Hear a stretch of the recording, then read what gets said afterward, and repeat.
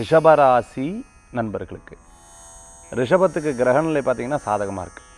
ஒரு விஷயத்தை நம்ம எடுத்துட்டோம், அதில் பிடிவாதம் இருக்கப்படாதுன்னு சில பேர் சொல்லுவாங்க. இல்லை சார், பிடிவாதம் இருந்தால் தான் சார் ஜெயிக்கும்னு சொல்லுவாங்க. குழப்பமாயிடுவா.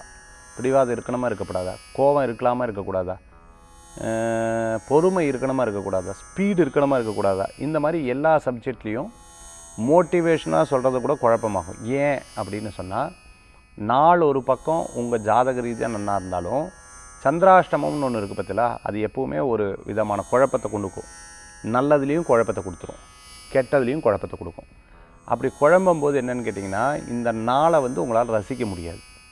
இல்லை நாளை ரொம்ப ரசிச்சுன்னு இருக்கேன், யாரோ ஒருத்தருக்கு எடுத்து விட்ருவா, உடனே கோவம் வந்துடும், சண்டை வந்துடும், அது அப்படியே லாங்காக ஒரு நாள் ஃபுல்லாக நகரும்.